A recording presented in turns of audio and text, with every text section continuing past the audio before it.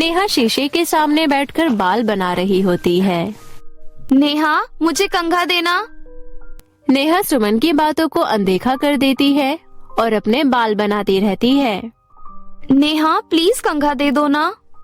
नेहा एक बार फिर सुमन को इग्नोर कर देती है, जिस पर सुमन नेहा के कंधे पर हाथ रखती है। नेहा जल्दी से सुमन का हाथ अपने कंधे पर से झटकते हुए कहती है, तेरी हिम्मत कैसे हुई मुझे छूने की? तुझे पापा ने कहा है ना मुझे हाथ मत लगाया कर, वरना मैं भी तेरी तरह सांवली हो जाऊंगी। अपनी बेटियों के चिल्लाने की आवाज सुनकर राकेश वहाँ पर आता है। नेहा राकेश को सारी बात बताती है, जिस पर राकेश सुमन पर चिल्लाते हुए कहता है, तुझे मैंने कितनी बार कहा है मेरी फूल जैसी बेटी से दूर रहा कर, वरना इसकी चांद जैसी खूबसूरती पर तेरे सावलेपन का दाग लग जाएगा। ऐसा कहकर राकेश नेहा को थप्पड़ लगा देता है। नेहा आंखों में आंसू लिए वहाँ से चली जाती है। राकेश की 2 बेटियां थी, नेहा और सुमन। नेहा दिखने में बहुत ही सुंदर थी। उसका रंग गोरा चिट्टा, नयन नक्श सटीक, देखने में वो बहुत ही खूबसूरत लगती थी। वहीं दूसरी ओर सुमन इसके बिल्कुल विपरीत थी। उसका रंग बहुत ही सांवला था। राकेश और उसकी पत्नी गीता बहुत ही गोरे चिट्टे थे, इसलिए राकेश को अपनी बेटी सुमन बिल्कुल पसंद नहीं थी। उसे लगता था कि वो उनके परिवार से मेल ही नहीं खाती, इसलिए वो उससे बिल्कुल भी प्यार नहीं करता था और बात बात पर उसे डांटता और मारता भी था। आज फिर पापा ने नेहा की वजह से मुझे थप्पड़ मारा है। पापा मुझसे बिल्कुल भी प्यार नहीं करते। मेरे बच्चे रोते नहीं हैं, मैं तुझसे प्यार करती हूँ ना। नेहा बैठे बैठे टीवी देख रही होती है कि तभी उसे बिरयानी खाने का मन करता है और वो अपने पापा से कहती है, पापा मेरा बिरयानी खाने का मन हो रहा है, क्या बिरयानी ले आएंगे? मेरी नेहा कुछ कहे और मैं वो ना करूं, ऐसा हो सकता है क्या? तो रुक, मैं अभी लेकर आता हूँ। सुमन वहाँ खड़ी मन ही मन सोचती है, अरे वाह, पापा तो बिरयानी लेने जा रहे हैं। आज मैं भी बिरयानी खाऊंगी, मेरा भी कितना मन था। इसके बाद जैसे ही राकेश घर लौटता है तो सुमन देखती है कि राकेश के हाथ में केवल एक ही बिरयानी का पैकेट है और वो उसे निकाल कर नेहा को दे देता है, जिससे सुमन का मन दुखी हो जाता है। फिर भी वो अपने पापा के पास जाती है। पापा, मुझे भी बिरयानी खानी है। अपनी शक्ल देखी है, खुद तो सड़ी हुई भिंडी जैसी है और मैडम को बिरयानी खानी है। जा, रसोई में सूखी रोटी पड़ी होगी, वो जाकर खा। बेचारी सुमन रसोई में चली जाती है और सूखी रोटी खाने लगती है और यहाँ नेहा उसे चढ़ा चढ़ा कर उसके सामने बिरयानी खाती रहती है। उस घर में सुमन के साथ बहुत भेदभाव होता था। जहाँ नेहा को प्राइवेट स्कूल में भेजा जाता था, वहीं सुमन सरकारी स्कूल में जाती थी।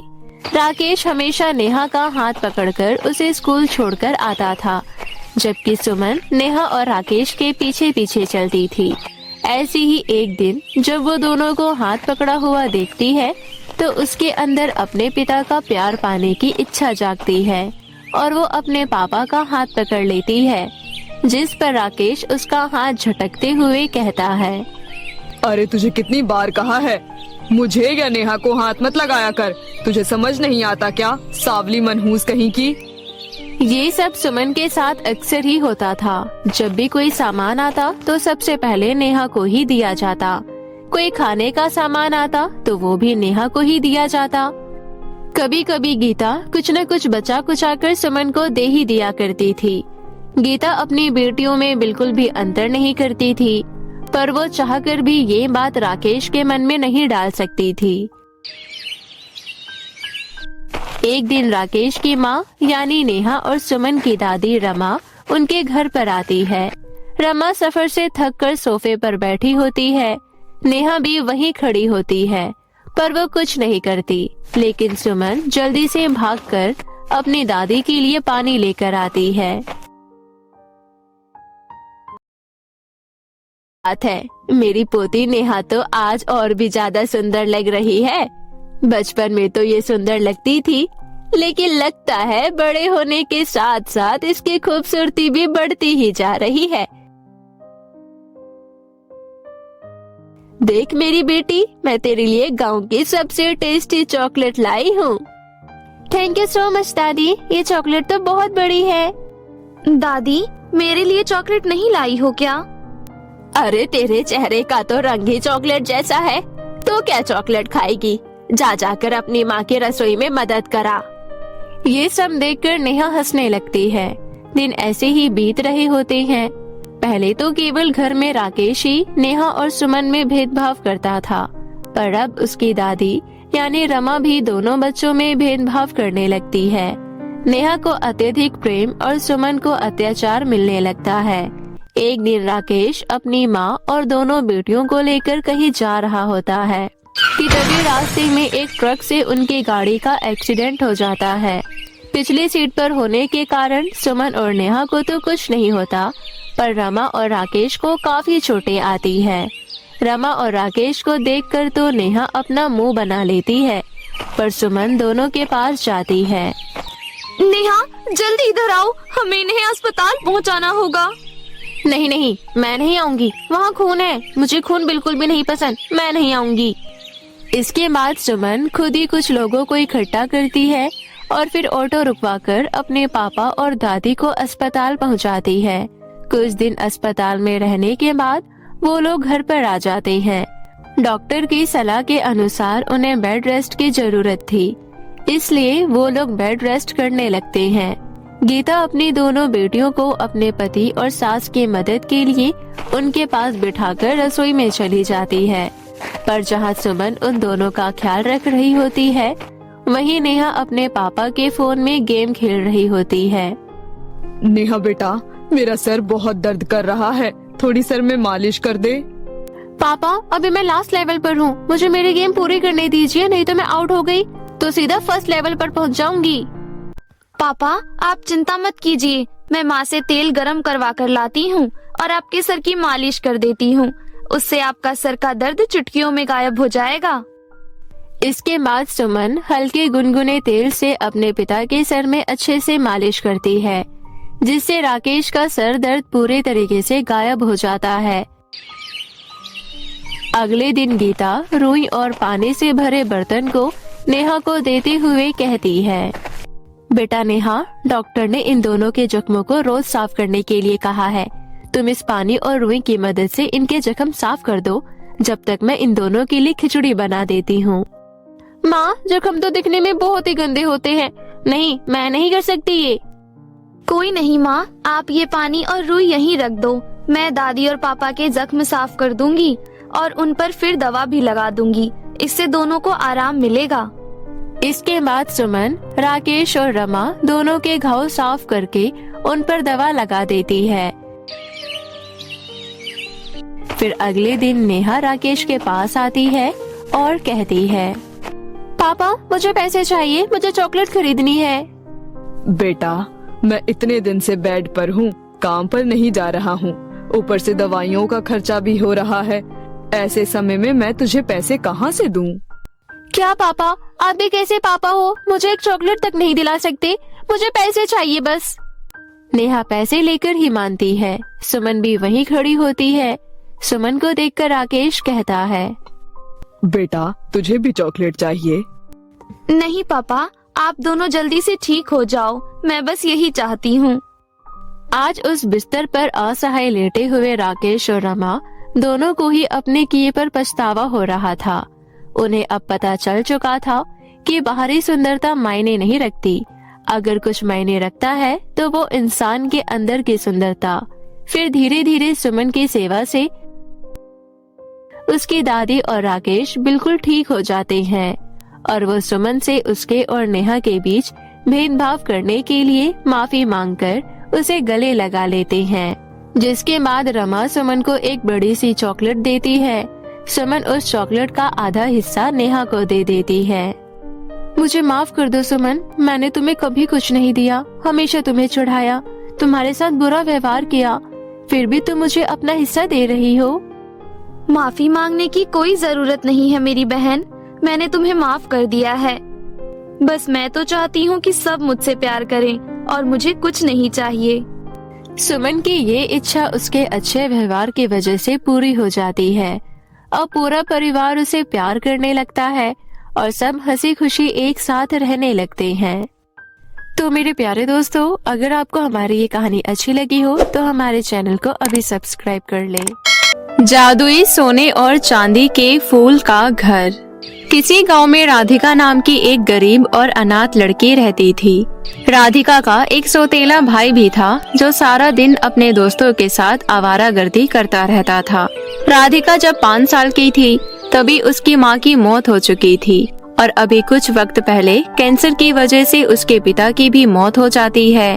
राधिका के पिता फूल बेचने का काम करते थे और उनके जाने के बाद राधिका भी अपना गुजारा चलाने के लिए फूल बेचने का काम शुरू कर देती है।